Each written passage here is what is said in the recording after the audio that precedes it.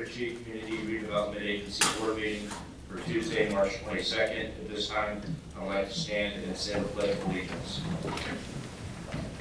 I pledge allegiance To the flag of the United States of America and to the republic for which it stands, one nation, under God, indivisible, with liberty and justice for all.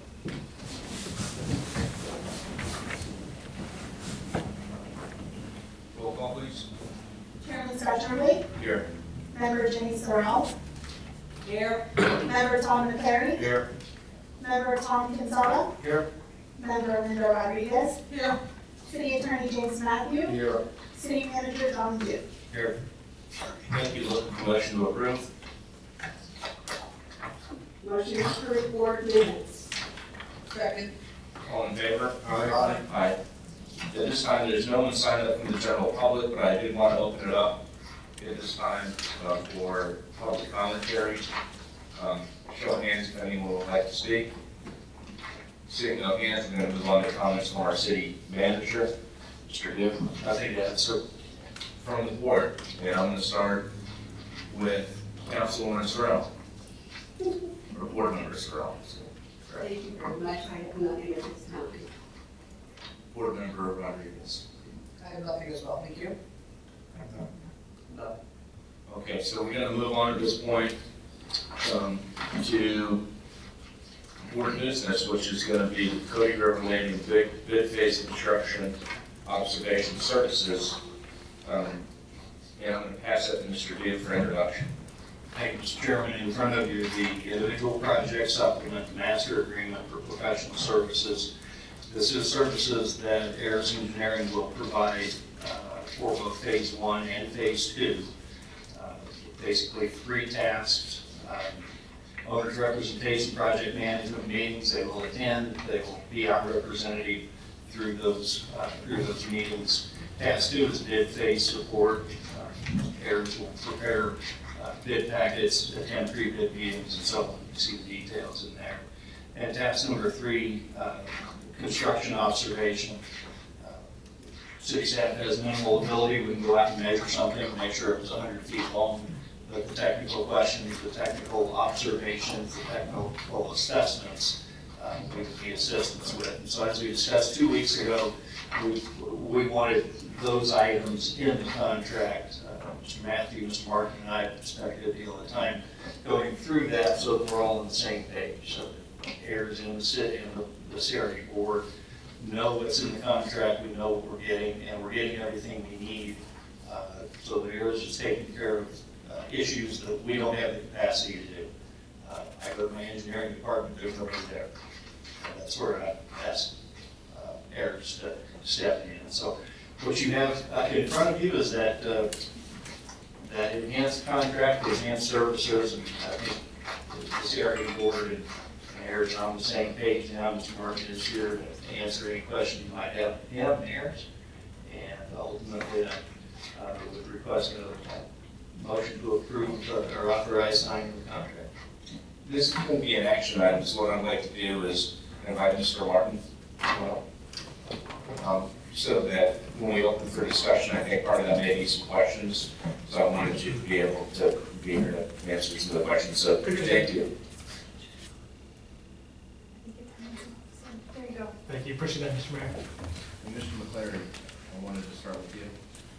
I do this type of activity in my secondary life. The concern I have, and I've run into this before, and this has nothing to do with Ayers Engineering or anything like that, but he probably knows what I'm going to say. I run into this especially with HOAs, apartment complex, or condo complexes, etc. The concern I have, and I've run into this before, is typically in a construction project, there's 3 entities. There's the owner, owner's representative, there's the GC contractor, and there's the architectural design. They work well in that they're checks and balances to each other. The architect typically, designer I'll say, in your case, typically acts as the neutral party if there's a discrepancy between the owner and the GC doing work. And to an extent, they actually all kind of check each other. If there's a discrepancy between the architect and the GC, the owner will sometimes weigh in and say, well, it's my dollar, I can do X or I can do Y. GC really never gets to weigh in between the owner and architect, but sometimes they do. They do value engineering, items of that nature. I am wholly in favor of doing this project management and owner's representation services. I agree completely that the city is ill-equipped to handle the monitoring of the construction. The concern I have is this, assigning this to heirs individually as a company, they're also the designer. So that takes one of the checks and balances out to a degree. Obviously, you would assign separate people, project manager, who would be separate of the design team presumably, but there isn't anyone that is entirely neutral to that event. So heirs, you know, let's say there's a design screw up or something of that nature.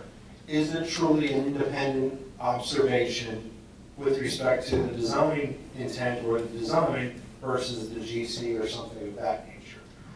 I always recommend to any of my clients, if you're going to have an architect or an engineer in terms of 50-year building search or anything, you never hire them for the project management certifications.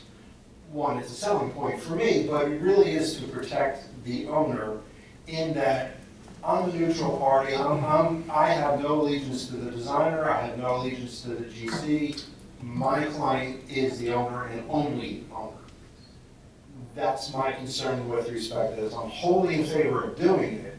It's just, my concern is heirs, who is the designer. Now, if heirs wasn't the designer, I wouldn't have a problem with that. It's the fact that you're now taking two of those elements and combining them into one, which kind of breaks apart that natural check and balance to the system.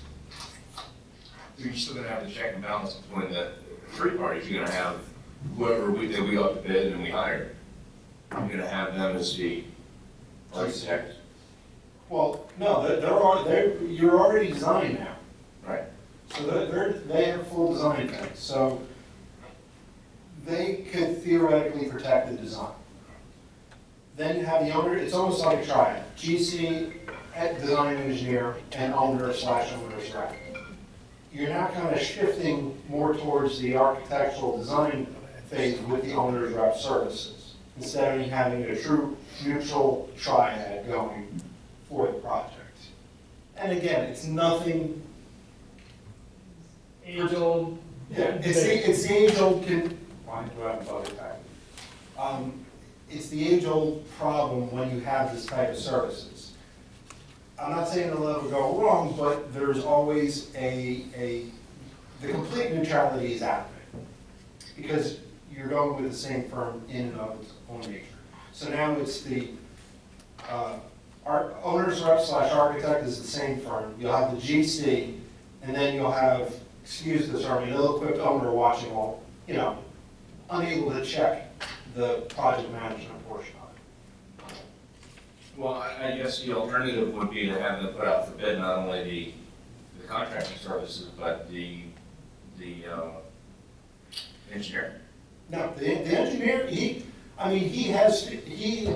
presuming in your contract you have, Well, who would oversee the project if it's not going to be their you engineer? can go to a separate project management. That's what I was saying. Oh, yeah, I'm sorry, I misunderstood that part. That would be my suggestion. Do that, but do it with an independent project management firm. Obviously, my firm would exclude itself from any and all bids. So how much would this cost us?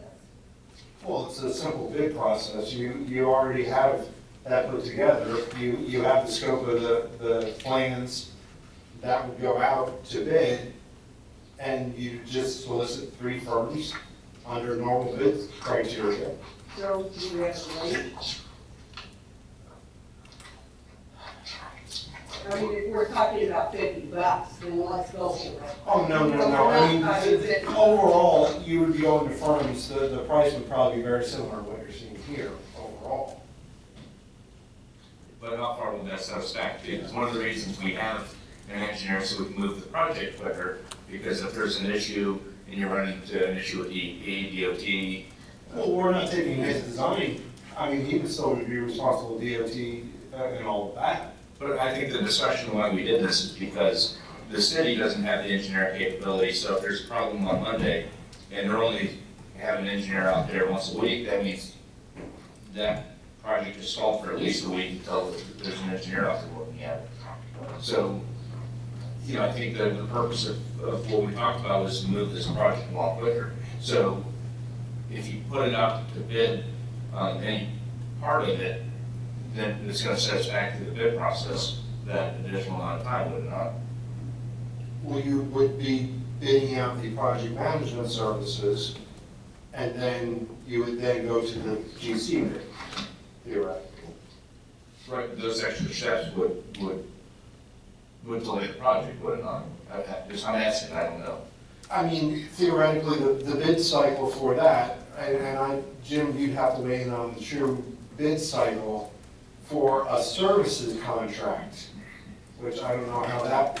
Yeah, let me just give you some more information. First of all, there's a state law that allows design builds, so. Yeah. So in the design build, that issue is open, you understand, after the design build is, so you understand what I'm talking about? In other words, when you do a design build, you can literally go out and more major projects now. And the problem with design builds is the one Councilman McClary's been talking about, is you know that check and balance, but it is allowed to have design builds. That's pretty much what we're doing here. The only additional cost, and having said that, would be that we have to go out and bid for those project management services, and that bid, we'll have to get someone to do that for us.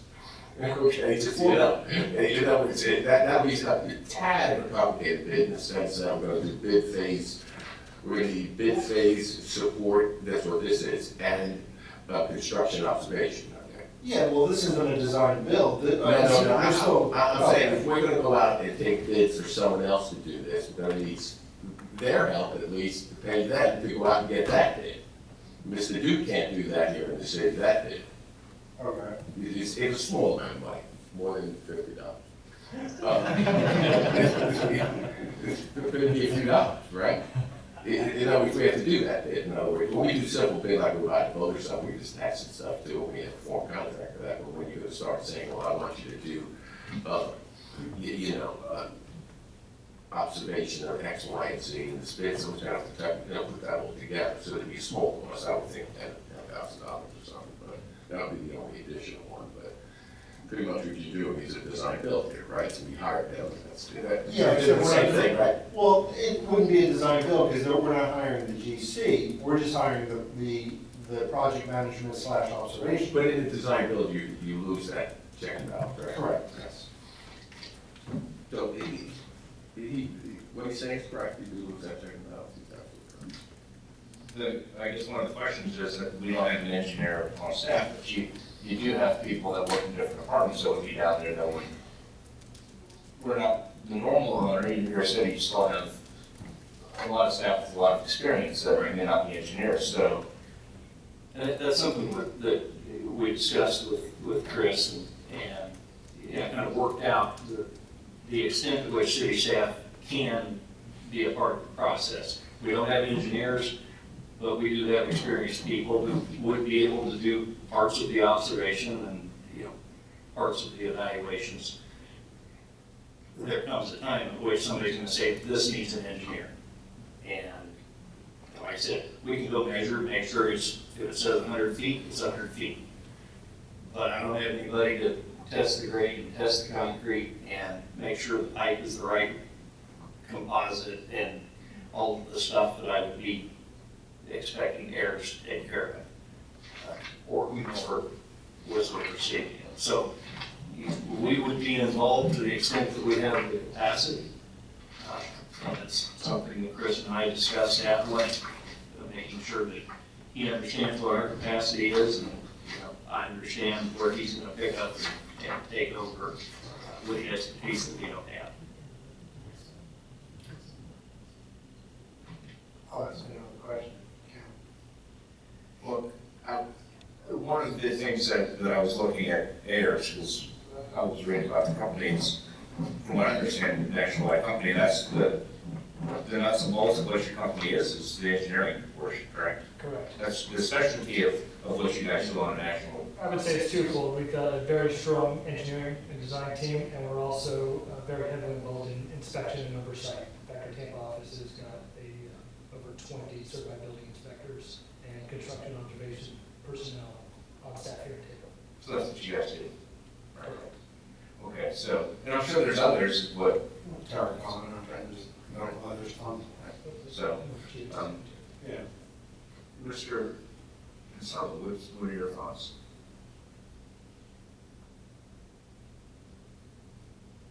I understand what Mr. McClary's is saying. My concern is again, we're dragging our feet from moving this forward. I hear from the residents, they're tired of the lip service that this council has been giving, and they're not seeing anything. But I do understand we're stuck here. On task 3, my question I have, on the consultant providing on-site observation, is this something that will be done daily? I mean, will you have someone there all the time representing us? Substantially, yes. Page 19 lays that out if you don't refer to page That's 19. the kind of materials he said was great, you got a lot of conversation. The man hours presented in task 3 equate to 40 hours a week for the anticipated 9-month duration. Certainly, the contractor will likely be working more than 8 hours a day, 1 to 5 days a week, but we anticipate providing support through the majority of the construction.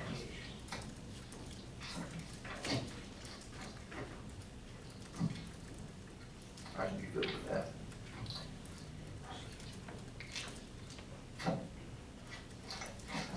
And what's your opinion on going back out to bid for a portion of this versus moving ahead now with what we have? And I wanted both of your input. I'll start with Mr. Rapp. Are we dragging our feet again? That's my concern. I think so. I think we should be dragging our feet again. It seems to me like Harrison's got the reputation and the resources to cover everything that we need. When we come up against a problem, I guess that's the time we need to address it.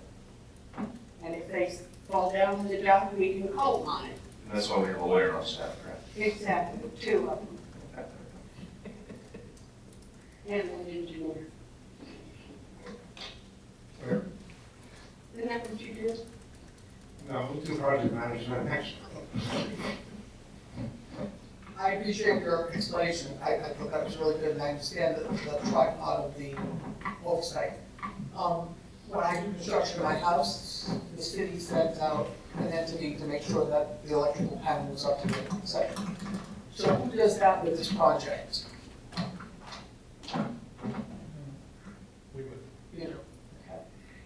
Yeah. I don't think we're dragging our feet with Todd bringing that up. I think that's a really good point, but I do think that heirs would be sufficient to get this project going. But I think if a problem were to arise, we would be aware of it and still be able to. I think as an owner, we're probably a little bit stronger as a city than most normal builders. So I think it's a little less of a concern, even though it's still there. And that's just my humble opinion. Like the city, have a lot of people on the staff that's been doing this for a long time. So if there's a serious problem with what's going on with the oversight of the project itself, I'm sure we'll be the first to know from our employees, right? And there wouldn't be a problem with our staff popping in I imagine they'll be down there on a daily basis. all the time. In fact, I would expect that. I would assume I'd be the one that would decide whether I had a problem with it or not, so. No, we would be intimately involved, and obviously spend a lot of time with whoever the heirs rep is on site. We may not spend 40 hours a week there, but public works utilities are all going to be involved anyways, and we've got a building official that would undoubtedly be involved as well, so it's not like we're going to just wash our hands of it. It's, we'll be that issue, were there any questions or comments about the contract? And one of the staff members that we have, or not staff members, but the person that's sitting here, has probably spent a lot of time with this, was our city attorney, and I just wanted to ask Mr. Matthew if you were comfortable with this contract. It looks like it was two contracts that were baked down in one from 2 weeks ago. And I just wanted to know that. Well, no, it's on there. No, it's not two contracts baked into one. The last time you had two contracts before you, one was the scope of services. The scope of there's a master agreement which controls all of that. I reviewed last year at least. And these are scope of services, and that we've done a couple with Harrison now already. And so since originally this was being done as two phases, we engaged under scope of services the Harris company, and they pretty much completed phase one. And so then at the last meeting, you voted to engage them for phase two, but at the same time said you wanted to do it all together, okay? Now, there was a scope of services for bid observation, I mean for bidding, I guess for lack of a better word, I agree with the name it puts on it here, as well as construction observation, which is a bigger issue, and that was somewhat light at the last meeting. When the issue was brought up, look, we don't have engineers here, we're a small city, generally we're gonna need someone to do that. This Mark came out and said, look, I'll prepare another more healthier and bigger scope of services and bring the issue up with time and materials. And so this is nothing more than that same contract beefed up with more things. And what initially came in, there was a different bullet points in here. When you see the three tests, you see them listed out as bullet points. And we then had a lengthy conversation. I wanted something a little more than just the bullet points with this kind of money. And I wanted to see the time and material. So at least I think you're not going to be there for the 1,440 hours of work you're going to send down there. It's a lot of hours. You'll see it on page 19. But if we had something now, it'll probably take longer than 9 months. You'll probably be there, and if everything goes great, maybe they'll be here less hours, maybe there'll be more, but that's what it is. So in terms of the legality of it, I'm just fine with it. You understand what I mean? This is travel routine. It's pretty substantial for a scope of services. I mean, I understand it's a lot of money, but many times $2 million, you know, like this, and Mr. McClarty will probably tell you, okay, but, so that's it, whether you want to do that or not, that's a council decision on mine, so legally it's just fine with me. But it includes phase 1 and 2. No, you keep saying that. That's what I was trying to figure out. This is after all the design is done. To a degree, you're gonna start your project management services probably a little earlier. After all the design's done, the bid documents are done, then this kicks in. We're down the road yet. Yeah, they're gonna help us with the bid documents, actually. This is owner's representation, bid phase, and construction observation phase. That's the actual bid itself. Yes. Under his design criteria, he should be assembling the bid documents, and then he turns it over to his project manager, who assembles the scope of work for the bidder's criteria after all the bid documents. Correct me if I'm wrong, And we're actually getting more help than that, because we just can't, he's gonna sit there and review the bids and some questions. Then he goes into bid phase of Right. it. But he won't go there, I mean, they'll probably start handing it over to project management at 80 or 90% so they can start scoping out and identifying potential bid criteria. And then they're gonna carry it all the way through to bid analysis, bid leveling, then they're gonna present to, well, correct me if I'm wrong at any time, then they're gonna present to council their recommendation based or to whomever, they're gonna present it to somebody, bid leveled out, they say we've equalized all the scope between the bidders, because all the GCs always have different things that come back and forth between each other. He's gonna bid level it all out, present it to you, and then make a recommendation that we then act on. And then observe it, that's good. And then observe, then he'll send his weekly, daily outflow to observe. That's exactly it, right. If I can reframe the question though, because originally when we started and we looked at this, we had 3 phases and they were broken down separately. This looks like it's all inclusive for 1 and 2, which looks like it's combined, I guess. So the question is whether or not this is wanting to combine. Yes. Yes, but one's pretty much done. Right, no, I get that, but that's everything, that's everything through phase two. is That's what it is. everything through phase two. That's- I guess that's We've already the question. voted on and expended our monies on phase one. Phase one, right, this gets us through phase two. Correct. And then I'll take one, phase two, bid them all out under this. And then, but the scope of that bid will be for one and two to be done all at the same time, same builder, same. As opposed to just one, right? Correct. That's Is there what I'm- estimates full estimates that come with this criteria, or not? Do you have estimates that come with it? Do you have an estimating team that puts together a conceptual bid? Absolutely. Or conceptual, budget pricing based off of this? Absolutely, once the phase two design comes complete, we will submit an estimate of project construction cost. You can't do it in 90 or 80? Well, in fact, we submitted one last week. Yeah, I was gonna say, you've already done it, yeah. Very preliminarily. with Well, yeah, the well, that's number just of project conceptual phases. estimate. Right. That isn't worth it. It's great. You cannot, guarantee you, in this day and age, as we're speaking today with material pricings, that's not worth a lot. And the other issue, that's probably one of the more important decisions that we're gonna have to make, is you're gonna have the bids coming in and which bid do we choose? And you probably will have a lot of insight in terms of recommendations. Absolutely, as the councilman mentioned, that's part of the bid analysis. We collect all the bids, we evaluate, ensuring the contractors are qualified contractors, making sure the bids are balanced, and ultimately giving a recommendation. Assessing each and every unit price on the bid form to make sure it's within nominal parameters. All right, any other questions or comments? And this looks like it's an action item, is it not something we need to Your motion if you want. motion if we're going to be doing? I'd like to make a motion to authorize signing of the contract. Second. We have a motion and a second. At this time, I'm gonna open up public commentary if there is any. Mr. Neal, welcome, come on. Thank you, Mr. Martin. Thank you. Dave Mueller, 5439 Blue Point Drive. I think it's incumbent upon us to consider more than one price point for this activity. And I don't think it'd be out of question to put that phase of this up for bid. Each of us working as Councilwoman Rodriguez indicated, would look at our own home, and we're not gonna go with one price. There's no way to evaluate whether it's high, low, or in between. I think it's important for us to spend our money wisely.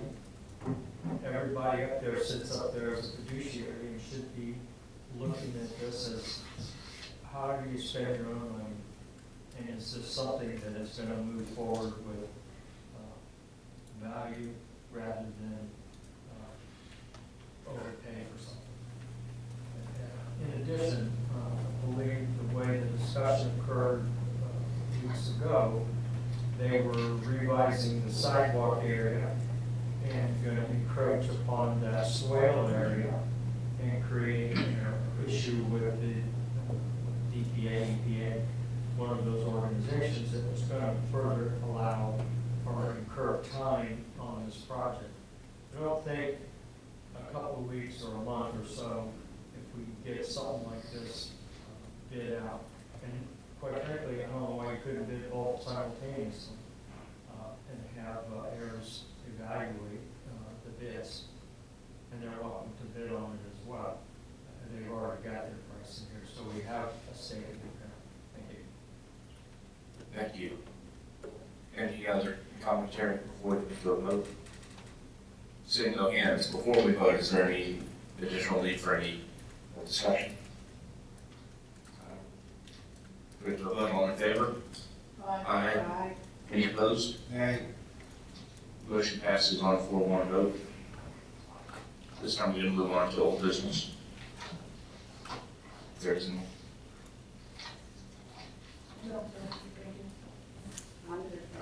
Aye.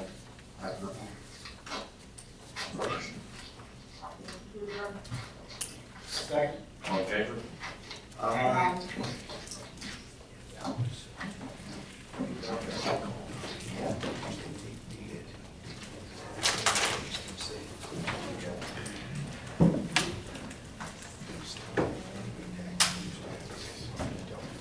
You've got, sir? Yeah. No problem.